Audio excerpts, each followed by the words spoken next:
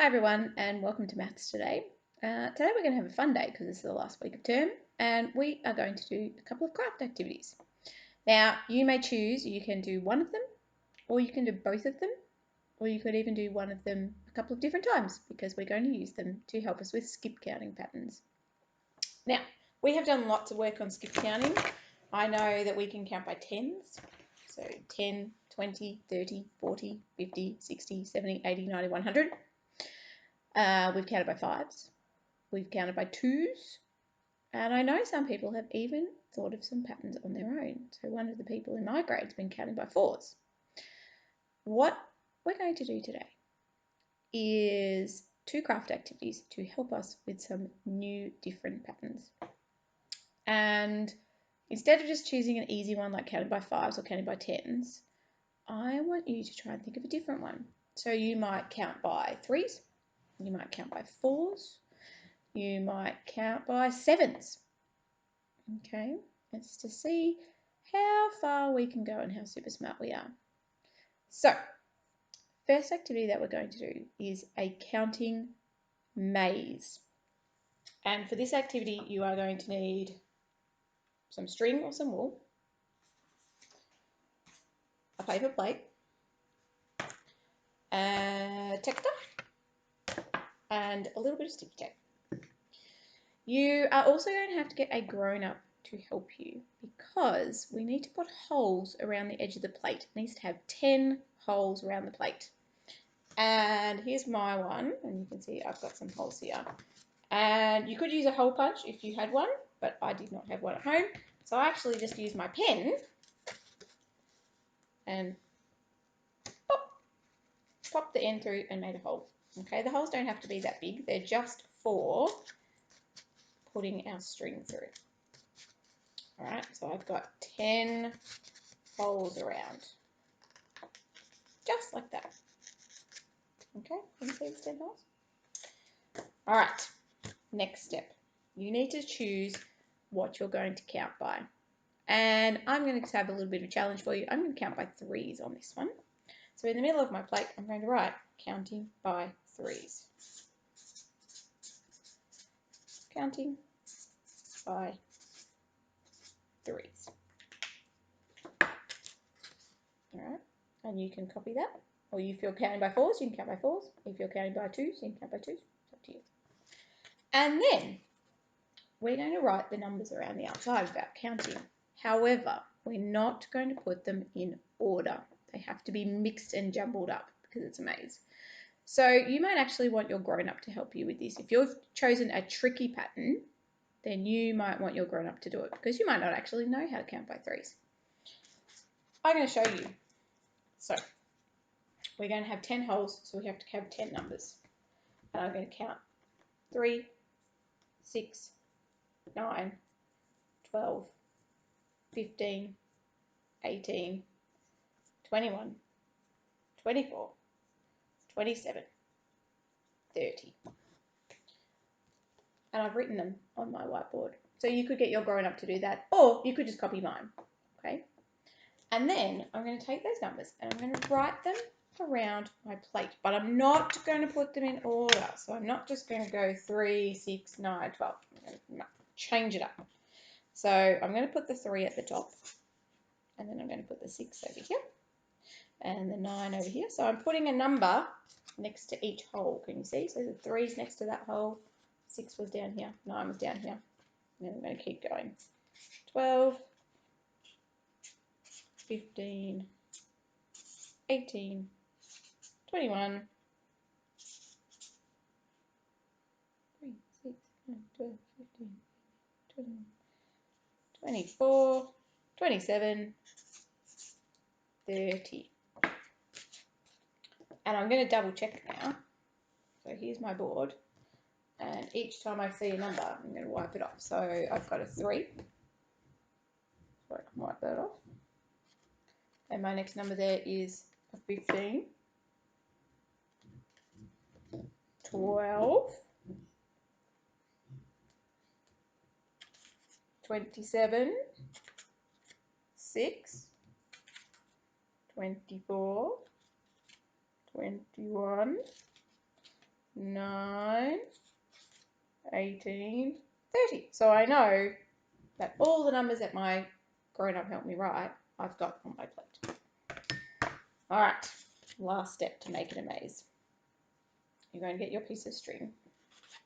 And behind your starting number, so we're counting by 3s, so behind the 3, we are going to put a little bit of tape on the back of the plate and stick our string on the back. That's just so it doesn't fall off when you're threading. And here we go, I've popped it on. And now I'm going to thread my string through the holes, and I am going to try and skip count. So 3 was the first number, and then is going to come 6. So I have a look. Where is the 6? There is the 6. So I'm going to thread it through that hole. And it's a bit tricky.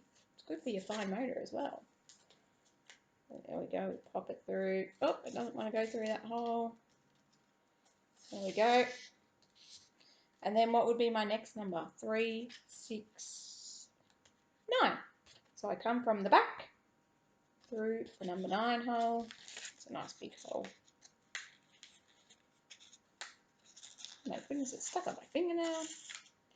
And then I would go to the next one. So 3, 6, 9, 12. I'll come over to the 12.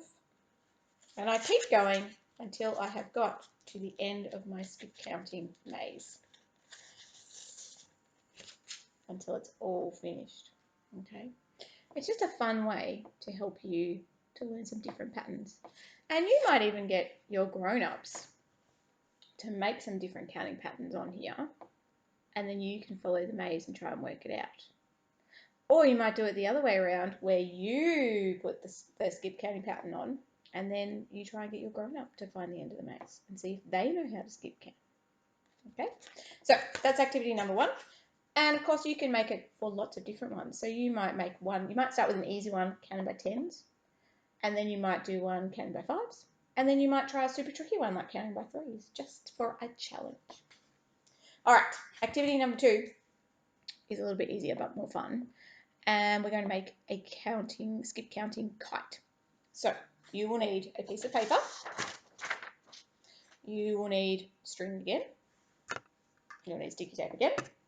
And you are going to need coloured pencils and some scissors.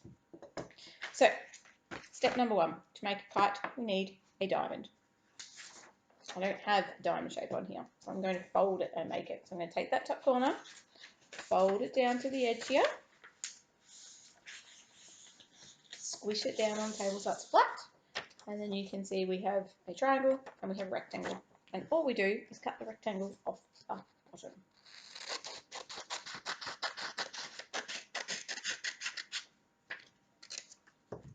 Okay, there's my rectangle. I'm going to pop that off to one side. And when I unfold this, I'll hold it like that. There's my diamond, my kite shape. And this is going to be a skip counting kite. So you need to choose what you're going to count by, and you need to write that on first. And for my one, I'm going to do counting by 2s, because that can be a bit tricky for some people. You can do whichever one you like. And just like the plates, you might even make more than one with different counting patterns. You might set yourself a challenge and do a really tricky pattern. So I've done counting by 2s. And then we would decorate our kite and make it look super beautiful. I'm not going to do that because the video will go too long. Okay, here's my kite. Does it actually have any counting on it yet? No. That's where this bit's going to come in. So I'm going to cut this so I have 10 strips. 1, 2, 3, 4, 5, 6, 7, 8, 9, 10. They don't have to be the same size, just strips. See, mine are all over the place. And then, because I'm counting by 2s, I'm actually going to lay them out and write the numbers like I'm counting by 2s. So I would start with 2.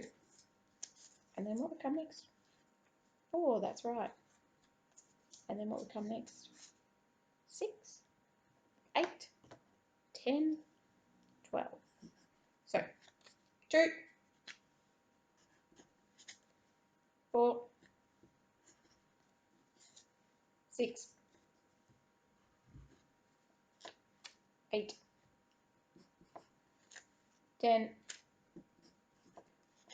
12, 14, 16,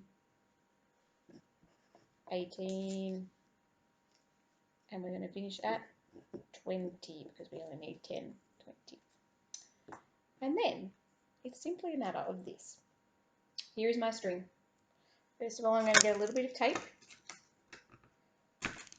and I'm going to tape my string to the back of my kite. So it's like the tail of the kite. And then I'm going to stick my little strips in order down the string. So I would start with 2, and then 4. So all I'm doing is picking up my paper, putting it under my string, and then putting the tape on top so they stick on. 6,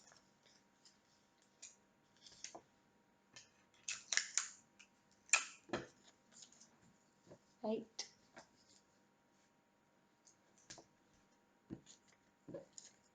10, 12, 14, 16,